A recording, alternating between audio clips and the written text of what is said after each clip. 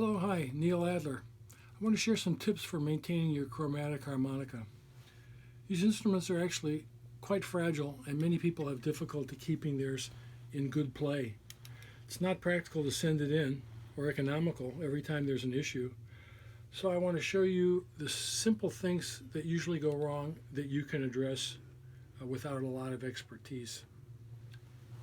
The most common thing is that the slide will catch or bind or even lock up.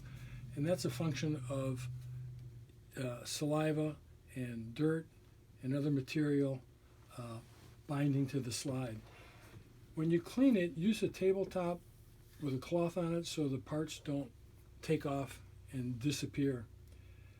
Very useful is a tray like this so that I loosen my slide mechanism and just drop it off into the tray and then deal with the components one by one. When you clean it, make sure you have a flat surface so you don't bend it. Here is a plate from a portrait that I use. You can use a piece of granite or a piece of wood if it's sufficiently flat. I like to clean my slide with alcohol, but you can use soap and water. You can actually soak it in soap and water and then rub it here, and that will take care of it. The gremlin of the slide assembly is the bumper, and these bumpers are shock absorbers that buffer the slide hitting the mouthpiece screw and also add a little resilience to the action. But they get beat up over time and they deteriorate and get squashed and cut, and then they catch onto the slide. So take a look at yours. Here's one I just took out, and I think if you can see it, you can see that it's got notches on both sides, and this is deteriorating, and it's working now, but it will fail, so I would replace it now. You can buy replacement bumpers from the manufacturers. Seidel will sell you 2 for 75 cents. Hohner costs you 3 times that for some reason, and Suzuki costs you 5 times that. People have adapted all kinds of things, and I have also. You can use 12 or 14 gauge wire insulation, and that will work. You can use shrink wrap tubing, and that will work. And you can use coffee stirrers cut to length, and that will work, although they're kind of clicky and loud. My preference is silicone tubing. I buy it online by the meter.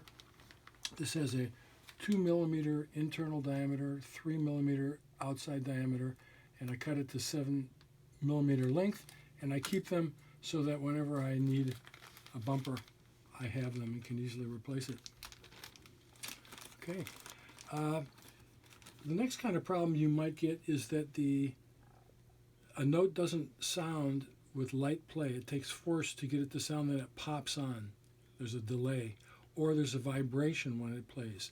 These are valve problems, and what happens is the valve gets sticky and the two parts get welded together.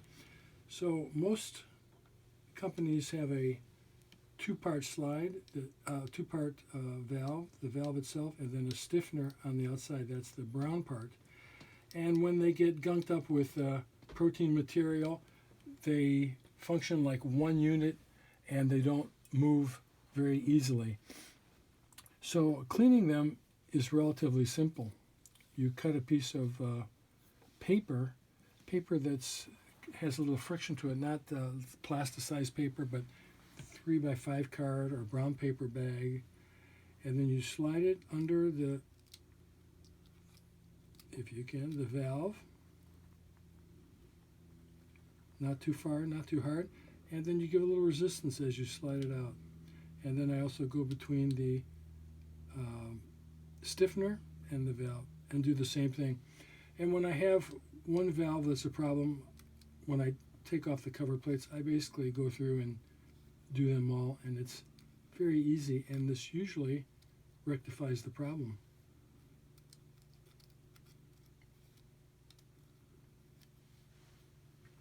Okay.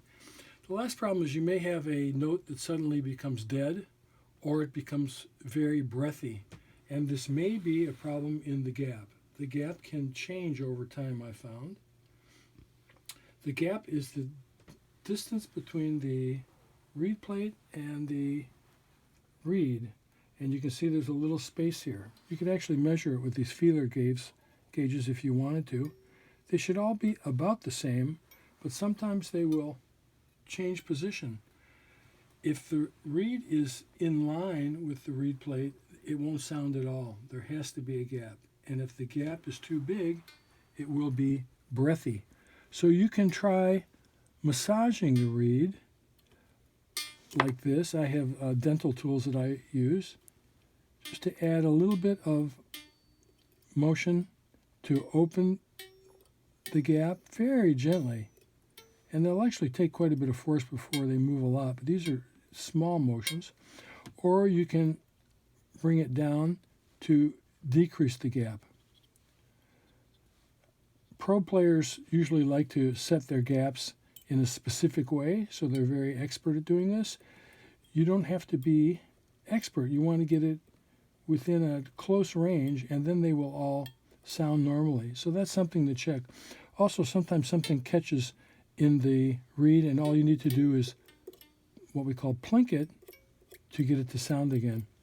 So those three things will take care of most of the problems that you'll come across. And if you are careful and you have the right setup, I think you'll succeed in managing to keep your harmonica playing well.